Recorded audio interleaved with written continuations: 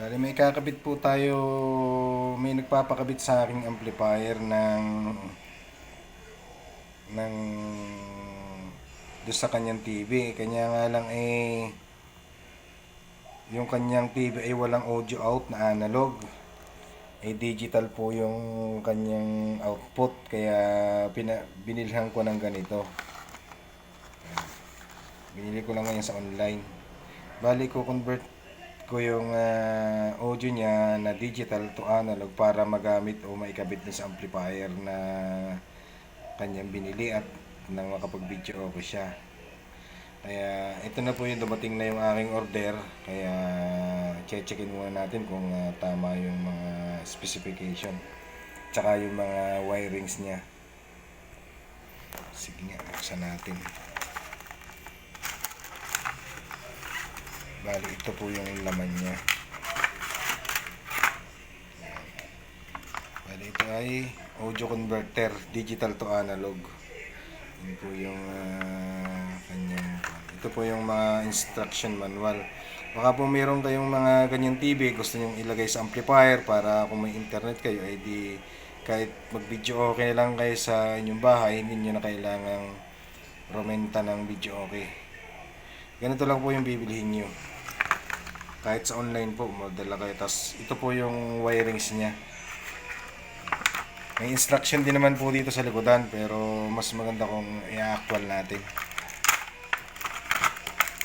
Bali, ganito po yung itsura.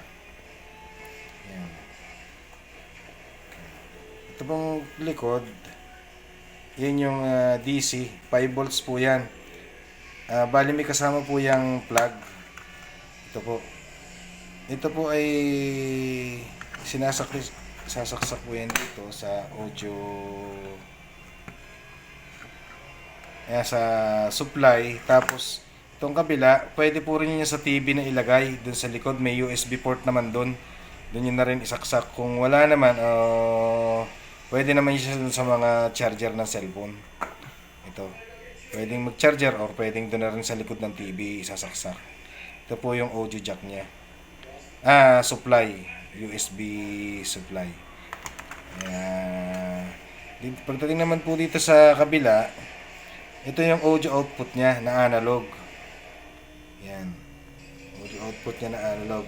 Tapos itong isang port, ito ay headphone. Kung gusto nilang magkaroon ng headphone or another output ng audio, pwede rin po yan. Pwede rin sa amplifier. Tapos dito sa kabilang parte, ito yung supply, ito yung coaxial na anong nakalagay dito. Input. Pwede ka magpasok ng input. Yan. Tapos ito yung mahalaga diyan. Ito yung i-convert kasi wala siyang audio analog. Meron siyang digital output. Laser po. Ay kaya kailangan natin convert sa analog. Ito po yung port niya. Ito yung SPDF. Ang ipapasok po dyan ay fiber, katulad po nito. Meron po siyang kasamang ganito. Ito po yung compatible para dun sa port na ito at saka dun sa port ng TV. Dun sa likod ng TV, mayroon niyang port dun, digital output port na match din po yung connector niya dito. Yan. Dito lang po ikakabit yan sa likod ng TV yung isa. Ito naman ay dito sa converter. Dito sa port na to. Yan, dito sa port na to.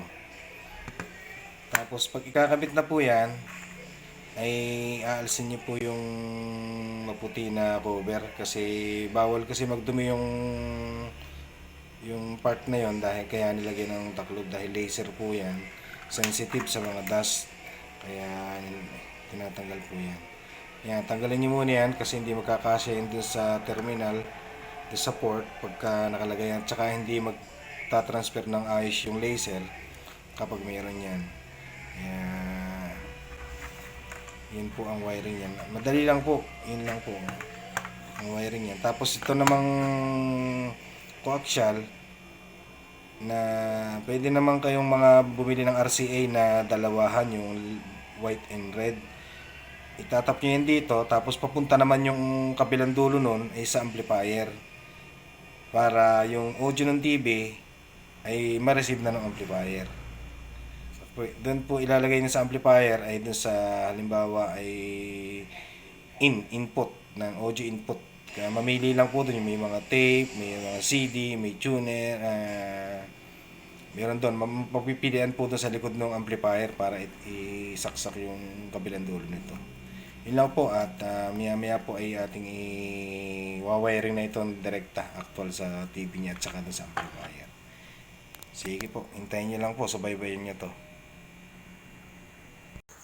Bali, i-wiring ko na po sa actual na TV. At ito, piniprepare ko na yung mga ikakabit para mai-ready ko na dun sa TV. Nandito na ako sa pagkakabitan ko eh. Kung kayo may mga ganito pong mga uri ng TV, yung mga smart TV, yan po. Ikakabit ko na yung adapter at saka yung yan yung fiber sling. Yan po yung audio out digital. Yan po i-convert natin mula doon sa TV. Kapag ganito po yung TV nyo, sundan nyo po ito. Bali kung gusto nyo maidirekta yung amplifier nyo sa inyong smart TV para kahit makapag-note kayo ng movie na malakas ang sound, tapos makapag video okay man lang kayo sa inyong bahay, hindi nyo na kailangang umarkila ng video okay dahil nakadirekta na sa amplifier yung sound ng TV nyo. Bali dyan po sa likod ang kabitan nyo, yan po yung digital audio output. Yan po yung i-convert natin. Yan po, ikakabit ko na yung connector. Mayroon naman pong mga tandayan na kung anong kung paano isusuot. Bali tanggalin nyo yung nasa dulong cover dahil hindi yan magkakasya pag naandun yung cover. Yan po yung USB out supply nung mismong converter. Bali dyan ko na rin ikinuha sa TV para at least hindi na lalabas yung wire, nasa likod na lang. Tapos yan yung converter mismo. Kakabit ko na yung coaxial. Bali yan lang yung available nung kakabitan ko na pan cellphone dati, pero yan po ang gagamitin natin. Ang gagamitin natin port ay yung audio, yung headphone output. Audio output din po yun eh. Kaya dalawa yung output niya na pwedeng pagpilian, yung headphone at saka yung RCA type. Bali yan o. Kinabit ko na, tapos yung kabilang dulo naman yan, yung red at saka white. Dito na natin ilalagay sa amplifier. Bali pili lang ako doon ng ng input na paglalagyan. Halimbawa ang pinili ko po dyan yung tape. Para pag doon ko nilagay sa tape, pagdating doon sa front ng amplifier, i-select ko na lang doon sa input selector sa tape din para lumabas yung audio. Kasi kung sa CD nyo ilagay, di sa CD nyo rin i-select doon sa unahan. Wala, testingin na po natin kung gumagana na yung mismong audio niya, kung nalabas na po doon sa TV. Yan o, sineset up ko na po yung amplifier. Bali pinower ko na yan o, kita nyo nagpo na. Sinilik ko na yung sa tape, sinilik ko na dyan o.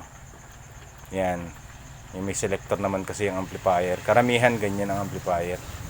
Bali ang model na yan ay concert. Tapos yung AB yung yung output ng audio dahil para left and right yung sound. Yan, i-select na natin sa actual na TV. Smart TV po yan. Gusto nila kasing mag-video okay sa loob ng bahay nila, kaya susubukan natin po sa YouTube. Tapos magse-search tayo ng video okay song. Gayahin nyo po yan pagka ganito ang TV nyo para makapag-video okay rin kayo sa inyo. Hindi na kayo aarkila. Yan, nakapili na po tayo ng video okay sound. Testingin natin kung okay na.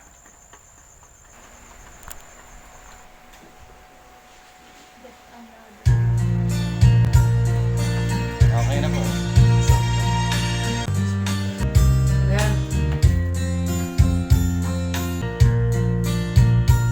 Okay na po yung ginawa ko. Salamat po sa panonood. Sana po masubaybayan nyo ako.